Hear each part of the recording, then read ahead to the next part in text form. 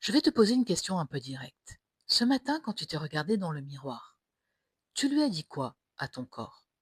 Parce que moi, pendant des années, je vais te dire ce que je lui disais, et c'était loin d'être tendre. Et le truc, c'est que je pensais que c'était de la lucidité. Je me disais, je suis juste honnête avec moi-même. Sauf que ce n'était pas de l'honnêteté, c'était des mensonges. Des mensonges tellement répétés qu'ils avaient fini par ressembler à la réalité. Aujourd'hui, on va démêler les trois plus gros mensonges, ceux que l'on confond avec des vérités, et surtout comment s'en libérer vraiment. Dis-moi, quelle est la première pensée que tu as eue ce matin en te voyant dans le miroir? Juste l'accueillir, honnêtement. Tu n'as pas besoin de la juger. Juste déjà répondre à cette première question. Tu as remarqué que le miroir du matin, ça peut vite devenir un sport de combat. Parce qu'il y a souvent deux façons de se regarder. Soit on jette un petit coup d'œil rapide et on détourne les yeux aussitôt. Parce que voir vraiment, ça demande une énergie qu'on n'a pas forcément à 7 heures du matin. Soit on s'attarde. Et ce regard qui s'attarde, il cherche les défauts. Il zoome, il compare, il ausculte. Le ventre, les cuisses, la peau, ce qui a changé, ce qui n'a pas bougé. Et pendant tout ce temps, il y a cette petite voix. Tu la connais. Tu sais celle qui commente, qui soupire, qui dit des choses qu'on ne dirait jamais à quelqu'un qu'on aime. La vraie question à se poser, c'est est-ce que cette voix dit la vérité? Parce que moi, je crois que non. Cette petite voix en toi, elle te répète des histoires, des vieilles histoires, des histoires entendues tellement souvent de toi, des autres, du monde autour de toi, qu'elles ont fini par passer pour des faits, pour de la réalité. Et aujourd'hui, on va en démêler trois ensemble. Dis-moi, pose-toi cette question avant de continuer. Est-ce que tu parlerais à une amie comme tu te parles à toi-même devant le miroir? Avant qu'on entre dans le vif du sujet, je voulais te dire qu'il y a un cadeau qui t'attend. J'ai créé un programme, un boost minceur de 14 jours entièrement offert. 14 jours pour poser les vraies bases. Pas un régime, pas une liste d'aliments interdits. Une remise à zéro en douceur qui prend en compte ton corps, tes émotions et ce qui se passe vraiment derrière tes kilos. Et le lien, il est juste en dessous. Rejoins-moi, c'est cadeau, c'est gratuit. Et ça peut vraiment changer ta relation à ton corps et à la nourriture. Avant de te parler des trois mensonges, je veux juste nommer quelque chose. Parce que souvent les femmes me disent, je sais que ce n'est pas bon de me parler comme ça. Et pourtant je continue. Et c'est vrai, savoir ne suffit pas. Voilà ce qui se passe. Notre cerveau, il adore les raccourcis. Quand on répète quelque chose souvent, ça devient automatique. Comme conduire. Au début, on réfléchit à chaque geste. Et un jour, ça se fait tout seul. Le dialogue qu'on entretient avec notre corps devant le miroir, c'est pareil. Répété tellement de fois qu'il tourne en boucle, sans même qu'on s'en aperçoive. Et c'est devenu un réflexe, pas une vérité. Et le cerveau, lui, il ne fait pas de différence entre un réflexe et une réalité. Il exécute, il rejoue, il confirme ce qu'il connaît déjà. C'est pour cela que changer ce rapport au miroir commence par identifier cet automatisme, les attraper en flagrant délit et leur poser cette question. Attends, est-ce que c'est vraiment vrai? Dis-moi, est-ce qu'il y a une pensée sur ton corps que tu portes depuis si longtemps que tu ne sais même plus si c'est une vérité ou juste une habitude de penser? Voici le premier mensonge. Je saurai bien quand j'aurai perdu X kilos. Ah, celle-là, c'est probablement la phrase la plus répandue et la plus silencieuse dans ta tête de beaucoup de femmes. Et je l'ai dite moi-même des centaines de fois. Quand j'aurai perdu 5 kilos, j'achèterai cette robe. Quand j'aurai perdu du poids, je me permettrai d'aller à cette fête. Quand j'aurai le corps que je veux, je me permettrai de me sentir bien. Et on met sa vie entre parenthèses en attendant un corps qui n'existe pas encore. Et ce que personne ne dit, c'est que beaucoup de femmes atteignent cet objectif. Vraiment, elles perdent les kilos visés. Et elles ne se sentent pas bien pour autant. Parce que le problème, ça n'a jamais été les kilos. Le problème, c'était la condition qu'elles s'imposaient pour avoir le droit de se sentir bien dans leur peau. J'ai une amie, Camille, qui a perdu 12 kilos en un an et elle avait vraiment travaillé pour les perdre. Et le mois après avoir atteint son objectif, elle m'a dit: je pensais que je serais heureuse, mais je me retrouve juste à chercher le prochain endroit où je ne suis pas encore bien. Ce n'est pas qu'elle était ingrate ou trop exigeante, c'est que personne ne lui avait dit que le bien-être dans son corps, ça ne vient pas après. Ça se construit pendant, en même temps, dès maintenant. Le vrai mensonge de cette phrase, c'est le mot quand. Parce que le mot quand, il reporte toujours à plus tard quelque chose qui peut commencer aujourd'hui. Alors voilà ce que tu peux explorer dès maintenant, dès ce soir. Qu'est-ce que tu t'interdis aujourd'hui en attendant d'avoir le bon corps? Une sortie, une tenue, une photo, un moment d'intimité, un moment de fierté, peut-être même une rencontre amoureuse. Et si tu t'autorisais une seule de ces choses maintenant avec le corps que tu as? Réponds à cette question. Qu'est-ce que tu reportes à plus tard en attendant d'être dans le corps que tu souhaites? Réponds par écrit à cette question si tu peux le faire.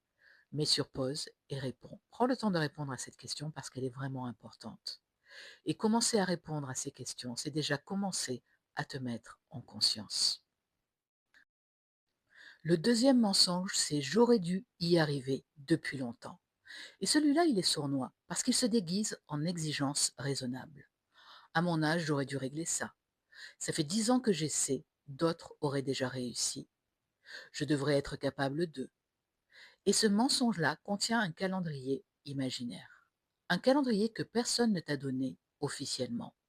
Et pourtant, on l'a presque tout intégré quelque part. Il est arrivé de partout. Des transformations en 3 mois que tu vois sur les réseaux sociaux. Des avant, après, qui font croire que c'est rapide quand on le veut vraiment. Des injonctions parfois familiales sur ce que devait être le corps d'une femme à tel moment de sa vie. Mais la vérité, celle que j'ai apprise à mes dépens, c'est que chaque transformation a son propre rythme. Et se mesurer à un calendrier inventé, imaginaire, c'est se comparer à quelqu'un dont on ne connaît pas l'histoire intérieure. Il y a une femme dans mon programme, Inès, qui m'a dit quelque chose qui m'a beaucoup touchée. J'ai passé 15 ans à me dire que j'étais en retard. Et puis j'ai réalisé, en retard, par rapport à quoi exactement? Le jour où elle a posé cette question, vraiment posé la question, quelque chose s'est dénoué en elle. Pas les kilos en premier, mais sa relation à elle-même. Et tout le reste a suivi. Pose-toi cette question. Ce sentiment d'être en retard, d'où il vient selon toi? Quelle voix l'a installé à l'origine? Le troisième mensonge, c'est mon corps me trahit. Et celui-là, je l'entends très souvent. Mon corps fait ce qu'il veut. Moi, je mange pareil que tout le monde, mais moi, je prends du poids. Mon corps résiste, quoi que je fasse. Et je comprends ce sentiment, vraiment. Parce que quand on fait des efforts et qu'on ne voit pas les résultats attendus, c'est décourageant, c'est épuisant. Mais je voudrais te proposer une autre façon de regarder les choses. Et si ton corps ne te trahissait pas? Et si ton corps essayait, à sa manière, de te protéger? Quand le corps reprend du poids après une période de restriction, il ne sabote pas tes efforts. Au contraire, il dit: la dernière fois qu'on a restreint, j'ai eu peur de manquer. Donc je mets de côté, juste au cas où. Et c'est de la survie. C'est de l'intelligence corporelle. Quand ton corps stocke sous le stress, il ne résiste pas à ta volonté. Il dit: je sens que tu n'es pas en sécurité. Je vais garder des réserves pour toi. Ton corps ne joue pas contre toi. Ton corps joue avec les informations que tu lui transmets. Et ça change tout dans la façon d'aborder les choses. Parce que si ton corps est ton ennemi, tu te bats contre lui.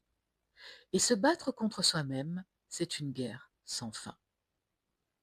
Mais si ton corps est de ton côté, maladroits peuvent être, parfois, réactifs, mais fondamentalement de ton côté, alors la question devient différente.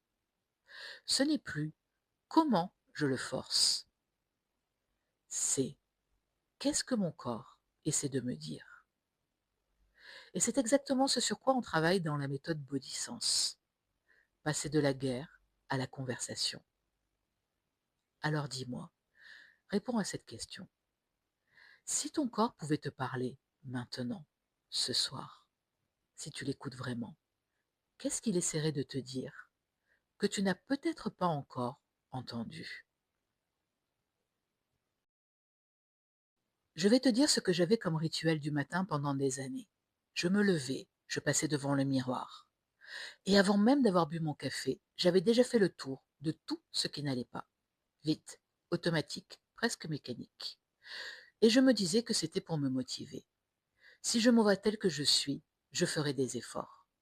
Sauf que ça ne me motivait pas. Au contraire, ça me plombait. Et une journée qui commence avec «tu as encore du travail», ce n'est pas une journée qui part bien. Ce qui a tout changé pour moi, ce n'est pas un régime. C'est le jour où j'ai essayé quelque chose de différent. Juste un matin, un test. Me regarder dans ce miroir et dire, à voix haute, parce qu'à voix haute, c'est plus ancré. Un seul mot bienveillant sur ce que je voyais. Et c'était difficile, parce que le cerveau cherche automatiquement le défaut. Mais j'ai trouvé quelque chose, un détail, mes mains, la courbe de mes épaules, peu importe. Et ce petit geste, répété tous les jours, a commencé à reconfigurer quelque chose en moi. Alors pas du jour au lendemain, mais profondément. Alors ces trois mensonges, ils ont tous un point commun. Ils installent tous une posture de guerre, contre le temps, contre le corps, contre soi-même. Et on ne transforme pas ce avec quoi on est en guerre. On transforme ce que l'on choisit de regarder autrement. Alors ce n'est pas de la résignation. Ce n'est pas accepter passivement ce qui ne nous convient pas. C'est changer le terrain sur lequel on joue. Passer de qu'est-ce qui ne va pas à qu'est-ce qui peut évoluer. De je suis en retard à je suis exactement là où mon chemin m'a amené pour faire le prochain pas.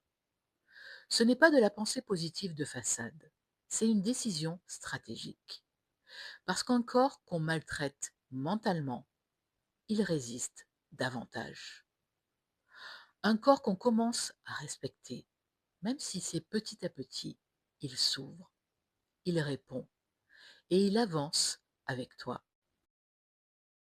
Si tu veux aller plus loin que ce que l'on a exploré aujourd'hui, si tu sens que ce que l'on a parlé, que tu es prête à travailler en profondeur, je t'invite à découvrir la méthode Métabolisme 4D, 4 dimensions. C'est mon programme phare, celui qui réunit tout, le corps, les émotions, le mental et le sens. Pas une promesse de plus, une vraie transformation de l'intérieur. Tu trouveras tous les détails en dessous dans la description. Avant de terminer, j'ai 2 questions que je te propose de laisser résonner en toi et d'y répondre par écrit si tu le peux. Pas analyser immédiatement, mais juste les laisser faire leur chemin. Si ton corps pouvait te répondre demain matin devant ce miroir, qu'est-ce qu'il te dirait? Et la deuxième question, celle qui libère beaucoup, quel serait le premier mot bienveillant que tu pourrais offrir à ton corps? Juste un seul mot bienveillant. Si une réponse t'est venue, écris-la dans les commentaires. Ces réponses-là sont toujours plus belles qu'on ne le croit au moment de les formuler. Et je te dis à très bientôt pour une prochaine vidéo pour transformer ta relation à la nourriture, ta relation à ton corps et surtout apprendre à mincir autrement.